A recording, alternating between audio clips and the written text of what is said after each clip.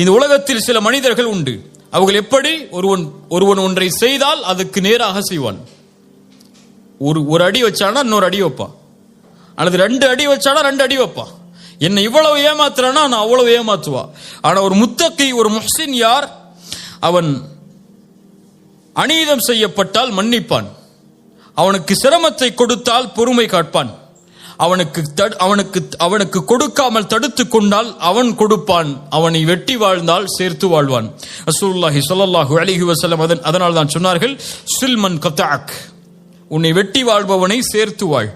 வஅதி மன் ஹரமக், உனக்கு தடுத்து கொண்டவனுக்கு நீ கொடு.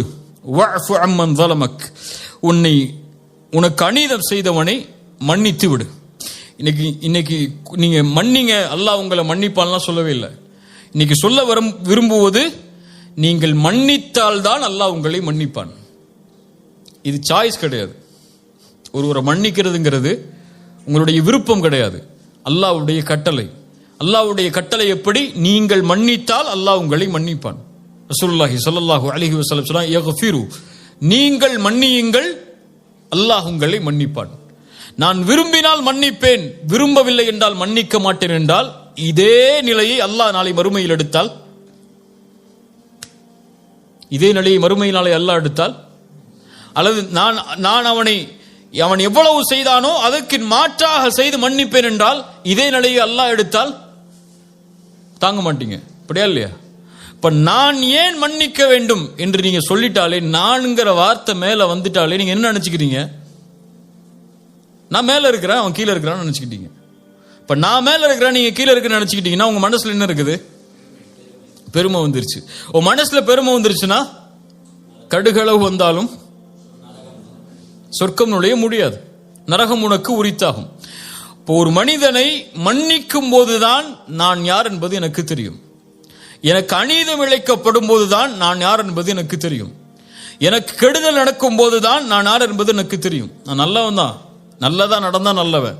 நான் கெட்டதை நடக்கும் போது நீ எப்படி நடந்துக்கிறங்கிறத பொறுத்து தான் நான் இருப்பேன்னா நீ நல்லவன் கிடையாது. இஸ்லாமிய மார்க்கத்துடைய அளவீடுகளை பொறுத்தவரை நீ எப்படி நடந்தாலும் என்னிடத்திலிருந்து நலவு மட்டும்தான் வெளிப்படும். இது முஹ்சினுடைய குணம். ரசூலுல்லாஹி ஸல்லல்லாஹு அலைஹி வஸல்லம் அவர்களுடைய மனைவியை பற்றி தவறான செய்தி பரப்பப்படுகிறது. யாருடைய மகள்? அபூபக்கர் சித்திக் ரலியல்லாஹு அன்ஹு அவர்களுடைய மகள் ஆயிஷா ரலியல்லாஹு அன்ஹா. இவ்வளவு பெரிய தூய்மையான ஒரு பெண்ணை பற்றிய செய்தி, அதுவும் இழிவான விபச்சார குற்றச்சாட்டோடு பரப்பப்படுகிறது. ஒரு உணர்வில் பார்ப்போம். என் சகோதரியை பற்றி ஒருவர் தவறான செய்தியை மக்களிடத்திலே பரப்புகிறார். இந்த நிலையில், அல்லது உங்களுடைய வீட்டில் இருக்கக்கூடிய ஒரு பெண்ணை பற்றிய தவறான செய்தியை ஊர் முழுக்க பரப்புகிறார். நீங்கள் யாரை விரும்பினீர்களோ அவர்களே பரப்புகிறார்கள் என்றால் நம்முடைய மனநிலை எப்படி இருக்கும்? எப்படி இருக்கும்? அவன் உயிரோடையே இந்த பூமியில இருக்கக்கூடாதுங்கிற அளவுக்கு நமக்கு கோவம் வந்துடும். அப்படியா இல்லையா?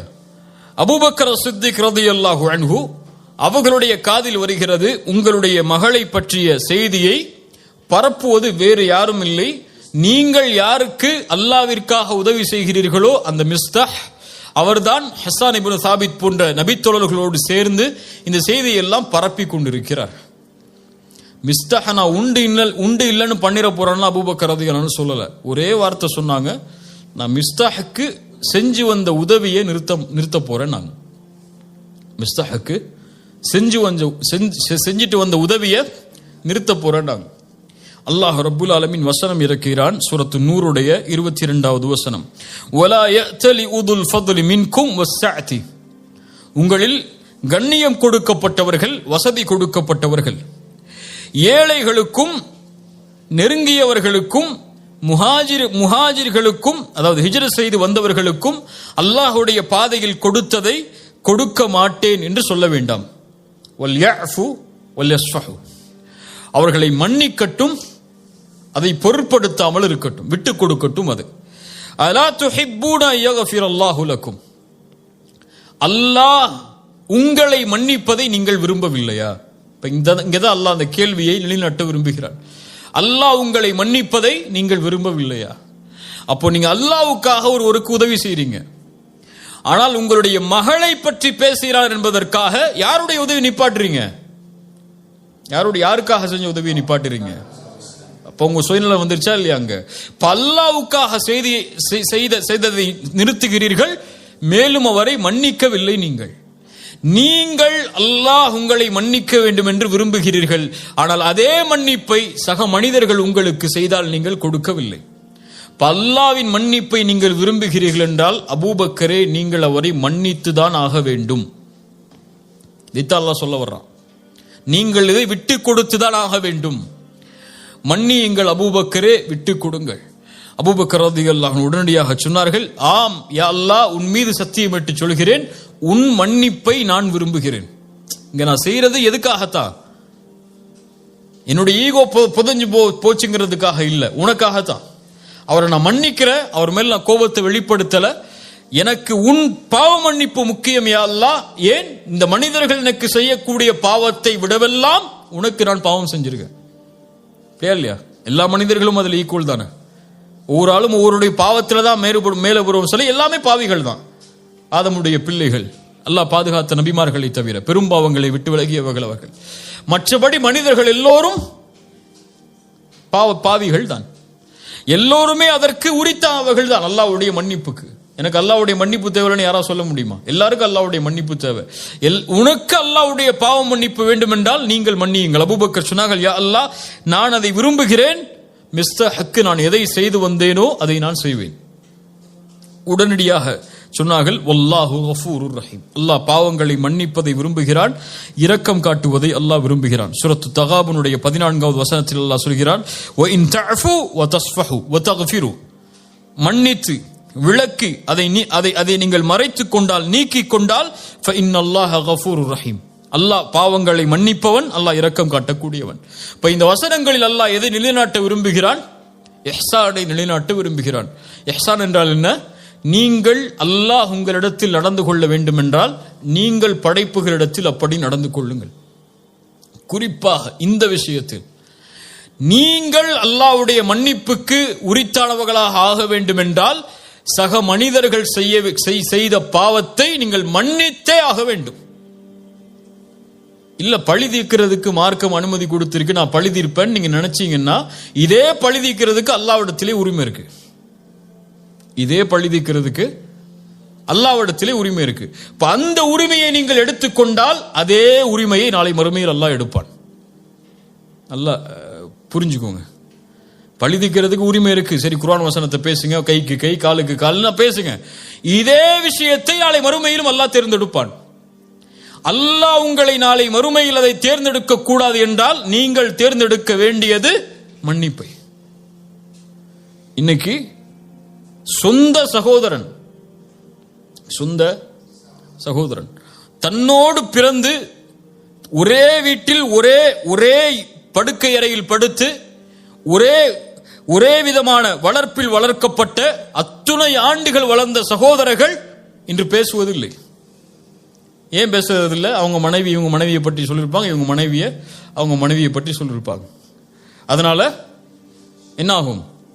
ரெண்டு பேரும் அவன் எப்படி பேசலாம், அவங்க எப்படி பேசலாம், இதுதான் பிரச்சனை. அங்க ஒரு சாதாரண விஷயத்துக்கு நடக்கக்கூடிய பிரச்சனை. என்ன ஈகோ வந்துடும் அவருக்கு? ஏன் மனைவியை பத்தி அவர் எப்படி பேசலாம், அவர் மனைவியை பத்தி நான் எப்படி பேசலாம்.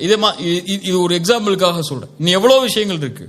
அல்லது காசுடைய விஷயமாக இருக்கலாம், அல்லது அப்பாவுடைய சொத்துல அவர் எப்படி கூட எடுத்துக்கிட்டார், நான் எப்படி கம்மியா எடுத்துக்கிறேன், அல்லது ஏன் சொத்தை அவர் எடுத்துக்கிட்டாரு. இப்படி இந்த உலகத்துடைய பொருளாதார விஷயமாக இருக்கலாம். இந்த பொருளாதாரமும் இந்த வார்த்தைகளும் இந்த சண்டையும் எதை முடிவெடுக்கிறது? உன் சொர்க்கத்தை முடிவெடுக்கிறது, உன் நரகத்தை முடிவெடுக்கிறது. உன் மனைவிக்காக உன் குடும்பத்தை பகைத்தால், உன் காசுக்காக உன் சகோதரன் நீ பகைத்தால், உன் காசும் உன் மனைவியும் உனக்கு நரகம். இப்படியா இல்லையா? சொர்க்கமாக நீ மாற வேண்டும் என்றால் இந்த உலகத்தில் உனக்கு என்ன தீமை உனக்கு நடந்தால், உனக்கு கொடுக்கப்பட்டால், உன்னை பற்றி பேசப்பட்டிருந்தால், உன் மானம் அங்கே பாதிக்கப்பட்டிருந்தால், உன்னுடைய சொத்து சூறையாடப்பட்டிருந்தால், இது அனைத்தும் தரைமட்டமாக்கப்பட வேண்டும் மன்னிப்பு என்ற வார்த்தையால். அந்த வார்த்தையை நீ கொடுத்தால்தான், அந்த தன்மையில் நீ வாழ்ந்தால்தான் அல்லாஹ் இந்த தன்மையை எடுத்துக்கொள்வான். ரசூலுல்லாஹி ஸல்லல்லாஹு அலைஹி வஸல்லம் அவர்களுடைய காலத்தில் நடந்த நிகழ்வை பாருங்கள். அபூதர் அல்-கிஃபாரி ரலியல்லாஹு அன்ஹு. அபூதர் அல்-கிஃபாரி அரபி, அதுவும் குறைஷி குலத்தை நெருக்கமான அரபி. அரபு என்ற ஒரு அந்த இனப்பற்றிலேயே வளர்ந்தவர்கள். சரியா? ஒரு சபையில் ஆலோசனை நடக்கிறது. அபூதர் அல்-கிஃபாரி ஒரு கருத்தை வைக்கிறார். பிலால் இப்னு ரபாஹ் யார்? அடிமையான ஒரு கருப்பு நிறத்து ஒரு அடிமையவர். பிலால் இப்னு ரபாஹ் எழுந்து சொன்னார்கள், அபூதரே, இந்த கருத்தில் நான் மாறுபடுகிறேன். இப்னு சௌதா, கருப்பியின் மகனே, உட்கார் என்றார்கள். அங்க ஒரு தன்மை மேலோங்கிருச்சு. அந்த இனவெறிங்கிற ஒரு தன்மை மேல வந்துருச்சு. கருப்பியின் மகனே என்று சொன்னவுடன் பிலால் அவர்களுக்கு ஏன் அவங்க அதை விட்டு வெளியே வரணும்னு தான் இஸ்லாமுக்கே வந்திருக்காங்க. அந்த கருப்பினத்தை விட்டு வெளியே வந்து மதிக்கப்படணுங்கிறதுக்காக தான் இஸ்லாமியை தேடி வந்திருக்கிறாங்க. இப்ப அதுவே மறுக்கப்படும் போது பிலால் அவர்கள் மனம் துவண்டு விடுகிறார்கள். உடனடியா பகை பார்த்துக்கலான்லாம் போகல. இந்த பிரச்சனை தீர்க்கப்படணும். நல்ல தன்மையை கவனிங்க. அந்த பிரச்சனை தீர்க்கப்படணும். ரெண்டு பேருக்குள்ள பகைமை உருவாயிடுச்சு. அவங்களால முகம் கொடுத்து பேச முடியல. அதுக்கப்புறம் அந்த முகம் கொடுத்து பேசுறதுக்கு யாராவது வேணும். யார்கிட்ட போக முடியும்? ரசூலுல்லாஹ்ட்ட போறாங்க. ரசூலுல்லாஹ்ட்ட போன உடனே நிகழ்வு சொல்றாங்க. அபூதர் அல்-கிஃபாரியை கூட்டுவாங்க. ரசூலுல்லாஹ் கூட்டு வந்து சட்டையை பிடிச்சாங்க. அபூதர், பிலால் அவர்களுடைய தாயை பற்றி நீ பேசினாயா? நீ ஜாஹிலியத் அறியாமை கால மக்கள் எதில் இருக்கிறார்களோ அதில் தான் இன்னும் இருக்கிறாய் என்றார்கள். ரசூலுல்லாஹ் சொன்ன உடனே அவங்களுக்கு பட்டுடுச்சு. தப்பு பண்ணிட்டோம். சரியா? தப்பு பண்ணிட்டோம். பெரிய தப்பு பண்ணிட்டோம். நம்மளை மேன்மையா நினைச்சிட்டோம், ஒருத்தரை கீழே நினைச்சிட்டோம். உடனடியாக மதீனாவில் அன்சாரிகள் எல்லோரும் நிற்கக்கூடிய சூழ்நிலை. மதீனாவுடைய இடம் எல்லாரும் பார்க்கறாங்க. எல்லாரும் பார்க்கட்டும் என்று பிலால் அவர்களுக்கு முன்னால் படுத்து சொன்னார்கள், பிலாலே, என் மீது ஏறு. நீ என் மீது ஏறி இந்த மக்களுக்கு நிரூபித்து விடு, நீதான் என்னை விட மேன்மையானவன் என்று. அது நடக்கும் வரை இந்த இடத்திலிருந்து நான் எழுந்திருக்க மாட்டேன் என்று படுத்துக் கொள்கிறார்கள். உடனடியாக பிலால் அவர்கள் எடுத்து அவர்களை கைப்பிடித்து தூக்கி கட்டி அடைத்தார்கள். அவங்களுக்கும் பழி தீர்க்கணுங்கிற நோக்கம் இல்லை. அவங்க தவற உணர்ந்துட்டாங்க. ரெண்டு பேரும் சகோதரர்களா மறுபடியும் வாழணுங்கிறதுக்காகத்தான் ரசூலுல்லாஹ்ட்டே அவங்க போனாங்க. இல்ல மறைச்சு அந்த பகையை வேற வகையில வெளிப்படுத்தி இருக்கலாம். ரசூலுல்லாஹி ஸல்லல்லாஹு அலைஹி வஸல்லமுடைய வாழ்க்கையில அவர்களுக்கு பகையாக இருந்த, அவர்களுக்கு எதிரிகளாக வாழ்ந்த மக்காவாசிகளிடத்தில் அவர்கள் நடந்து கொண்ட முறை, தன்னுடைய சாட்சா ஹம்சாவுடைய ஈரக்குலையை கடித்து துப்பிய பெண். ஹம்சாவுடைய இழப்பு ரசூலுடைய வாழ்வில் ரலியல்லாஹு அன்ஹு மிகப்பெரிய இழப்பு. அவங்களுக்கு ரசூலுல்லாஹி ஸல்லல்லாஹு அலைஹி வஸல்லம் ஜனாசா தொழுகை நடத்தின மாதிரி அழுதுகிட்டே வேற யாருக்கும் ஜனாசா தொழுகை நடத்தல. அவ்வளவு தக்பீர்களை சொல்லி தொழுகை நடத்தி கொண்டே இருந்தார்கள். அந்த பிரிவு ரசூலுல்லாஹ்வால ஏத்துக்க முடியல. அதுவும் கொடூரமான கொலை செய்யப்பட்டு தன் சாட்சா இறந்தது அவங்களால அங்கீகரிக்கவே முடியல. மக்காவுடைய வெற்றி, 10,000 நபித்தோழர்கள், ஒரு பெரிய படை கையில் இருக்கு, மிகப்பெரிய சக்தியுடைய படை.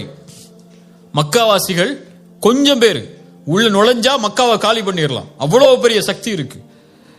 உள்ள போறாங்க மக்காவுக்குள்ள. எல்லாரும் சொல்றாங்க, இன்னைக்கு ரசூலுல்லாஹ் எப்படி நடந்து கொள்ள போறாங்கன்னு பாருங்கன்னு அழைச்சாங்க எல்லா மக்காவாசிகளையும். யா மஅஷர குரைஷ் மா ததுன்னூன அன்னி ஃபாயிலும் பிக்கும், எப்படி நான் நடந்து கொள்வேன் என்று நினைக்கிறீர்கள்? மக்காவாசிகள் சொன்னார்கள், ஹைரன் அஹுன் கரீம் வப்னு அஹின் கரீம், கண்ணியமிக்க சகோதரனின் மகன், கண்ணியமிக்க சகோதரனின் மகன் நீங்கள். சொன்னார்கள், என் சகோதரன் யூசுப் எந்த வார்த்தையை சொன்னாரோ அதே வார்த்தையை சொல்கிறேன்.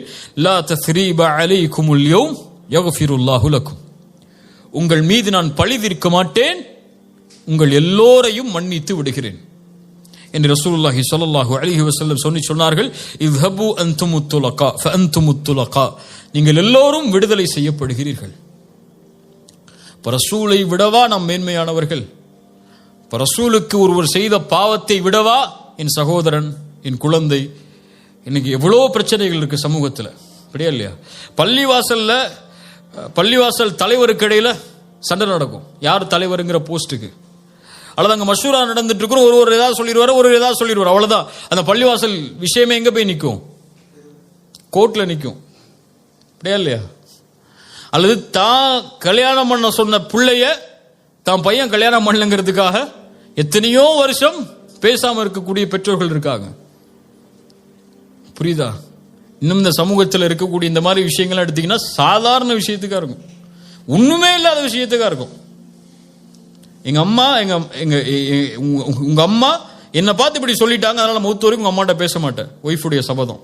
அதே சபதம் மாமியார்ட்ட.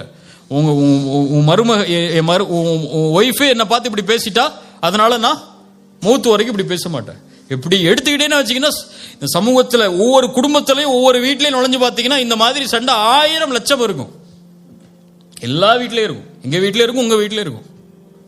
இப்போ இதெல்லாம் இருக்குது. சரி, இப்போ என்ன முடிவு?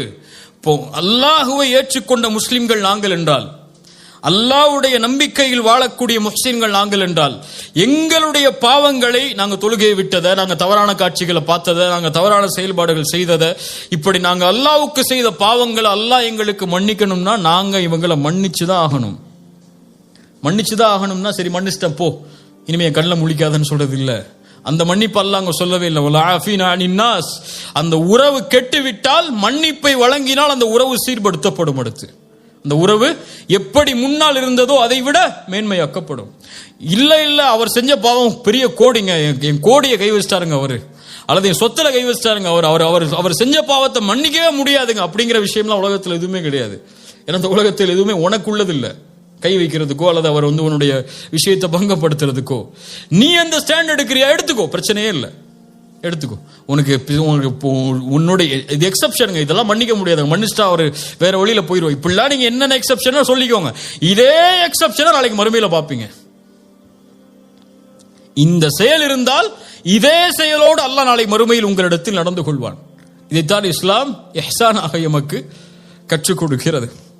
ரசூலுல்லாஹி ஸல்லல்லாஹு அலைஹி வஸல்லம் உடைய மனைவியுடைய செயலை பாருங்கள். சஃபியா ரலியல்லாஹு அன்ஹா, இவர்கள் யார்? சஃபியா யார்? எந்த குலத்து பெண் அவர்கள்? யூத பெண். சத்தமா சொல்லுங்க, யூத பெண். சஃபியா ரலியல்லாஹு அன்ஹா அவங்கள பத்தி உமர் ரலியல்லாஹு அன்ஹு அவங்களோட வேலை பார்க்கக்கூடியவங்க ஒரு கம்ப்ளைண்ட் கொண்டு போறாங்க.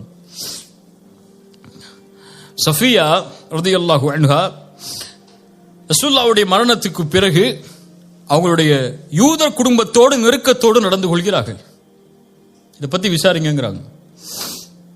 இது நம்மள்ட்ட சொல்லப்பட்டா நம்மளால யாராவது நம்மளை பத்தி, நம்ம கூட இருக்கவங்களை பத்தி யாராவது நம்மள்ட்ட சொல்லிட்டா, அப்படியா சரி நான் பாத்துக்கிறேன் அப்படின்னு சொல்லி மனசுல வச்சுப்போம். உமர் ரலியல்லாஹு அன்ஹு உடனே கூப்பிட்டாங்க அவங்கள. யாரா இருந்தாலும் வாங்கன்ட்டாங்க. ஒரு கம்ப்ளைண்ட் வந்திருக்கு, முன்னாடி வாங்க. சஃபியா, இவர்கள் சொல்வது உண்மையா? சஃபியா ரலியல்லாஹு அன்ஹா சொன்னார்கள், யா உமர், அவர்கள் நான் இஸ்லாமை ஏற்றுக்கொண்டாலும் அவர்கள் யார்தான்? என் குடும்பத்தார்கள். அவர்களை பகைத்து வாழ்வதற்கு எனக்கு இஸ்லாம் அனுமதி அளிக்கல. அவர்களை நெருக்கமாகத்தான் நான் வாழ முடியும். அவர்களோடு பேசி பழகிதான் என்னால இருக்க முடியும். அவர்கள் வேறு மதத்தை சார்ந்தவர்கள் என்பதால் இஸ்லாம் எனக்கு அந்த உறவை துண்டிக்க சொல்லவில்லை. நான் இருப்பதில் எந்த தவறும் இல்லை. அல்லாஹ்வுடைய மார்க்கம் எந்த அளவோடு நடந்து கொள்ள சொல்கிறதோ அந்த அளவோடு தான் நடந்து கொள்கிறேன். உமர் ரலியல்லாஹு அன்ஹு அனுப்பிடுறாங்க. நம்மளா தான் என்ன செஞ்சிருப்போம்? நம்மளோட இருக்கக்கூடியவர் நம்மளை பத்தி ஒருத்தட்ட போய் பேசிட்டாரு, இடத்த காலி பண்றியா இல்லையான்னு சொல்லியிருப்போமா இல்லையா? அதுவும் அவங்களுக்கு வேலை பார்க்கக்கூடிய அடிமை பெண், என்னன்னாலும் நடந்துக்கலாம், அப்படியா இல்லையா? ஒரே வார்த்தையில் வந்து சொன்னாங்க, இத்ஹபி ஃபஅன்தி ஹுர்ரா லிவஜ்ஹில்லாஹ், அல்லாஹ்வுடைய முகத்துக்காக உன்னை நான் விடுதலை செய்கிறேன், சென்று விடுனாங்க. அந்த அடிமைத்தனத்தில் இருந்து அவர்களை விடுவித்தார்கள். வல ஆஃபீன அனின் நாஸ், அதான் அங்க செய்ய வேண்டிய ஒரு அடிமையை விடுதலை செய்தார்கள். ஏன்? அல்லாஹ்வுக்காக. நான் அவங்களை மன்னிக்கணும். அந்த மன்னிப்புக்கு என்ன கொடுக்க முடியும்? அதுதான் நமக்கு செஞ்ச பாவத்துக்கு நம்ம கொடுக்கக்கூடிய மிகப்பெரிய தண்டனை. மன்னிப்பு தான் தண்டனையை தவிர வீரத்தை காட்டுறது இல்லை தண்டனை, கோபத்தை காட்டுறது இல்லை தண்டனை. ஒருவர் உணர்ந்து கொள்ளணும் உங்களுக்கு செஞ்சதன்னா அவரை மன்னிச்சு அவரோட சேர்ந்து வாழுங்க. எத்தனையோ குடும்ப உறவுகளில் தந்தை தாய், பிள்ளைகள் பெற்றோர்கள், மனைவி கணவன், கணவன் மனைவி, பிள்ளைகள், சகோதரர்கள், நண்பர்கள், அண்டை வீட்டார்கள் என எத்தனை உறவுகள் இந்த சமூகத்தில் சீர்குலைந்து வெறும் காசு என்பதற்காக, வெறும் ஈகோ என்பதற்காக, வெறும் வார்த்தை சொன்னதற்காக, அல்லது வெறும் உறவை ஏதோ சில வார்த்தைகளில் வர்ணித்ததற்காக, அல்லது தன்னை பற்றி பேசினான் என்பதற்காக அல்லது தன்னை பற்றி தன் மானத்திற்கு பங்கம் விளைவிக்கக்கூடிய காரியத்தை செய்து விட்டார் என்பதற்காக உங்களுடைய பகையை நீங்கள் வைத்திருந்து அந்த பகையை வளர்த்து கொண்டு இருந்தால் ஒன்றை உணர்ந்து கொள்ளுங்கள், நீங்கள் ரசூலை விட மேன்மையானவர்கள் அல்ல, நீங்கள் அபூபக்கரை விட மேன்மையானவர்கள் அல்ல, நீங்கள் ஆயிஷாவை விட ரலியல்லாஹு அன்ஹா அவர்களை விட மேன்மையாளர்கள் அல்ல. அவர்களே தங்களுடைய மானத்தில் தங்களுடைய விஷயத்தில் பங்கம் இழைக்கப்பட்டாலும் மன்னித்திருக்கிறார்கள் என்றால் அவர்களும் அல்லாஹ்வுடைய மன்னிப்பை தேடினார்கள். நானும் மன்னிப்பை தேடுகிறேன் என்றால் மன்னியுங்கள். மன்னிக்க மாட்டேன்னு பெருமை காட்டிட்டு உட்கார்ந்து இருந்தீங்கன்னா, நான் பேச மாட்டேன், நான் அவன்கிட்ட சேர மாட்டேன், நான் அவனுக்கு போன் பண்ண மாட்டேன், அவன் பேசட்டும், அவன் பேசுறான் நான் பேசுறேன், அவன் எனக்கு நடந்து கூட நான் நடந்துக்கிறேன், அவன் என்கிட்ட சேர்த்து வரட்டும் நான் சேர்ந்து வாழ்ந்துக்கிறேன், இப்படின்னு பெருமை பேசிக்கிட்டே இருந்தீங்கன்னா இதே செயல்பாட்டை நாளை மறுமையில் அல்லாஹ்விடத்தில் எதிர்பார்ப்பீர்கள். அல்லாஹ் ரப்புல் ஆலமீன் இந்த தன்மையை செயல்படுத்துவதற்கு அல்லாஹ் எனக்கும் உங்களுக்கும் ஆற்றல் தருவானாக. இன்ஷா அல்லாஹ் உறுதியேற்கிறேன். நீங்களும் உறுதியேற்றி இந்த சபையிலிருந்து கலைந்து செல்லுங்கள்.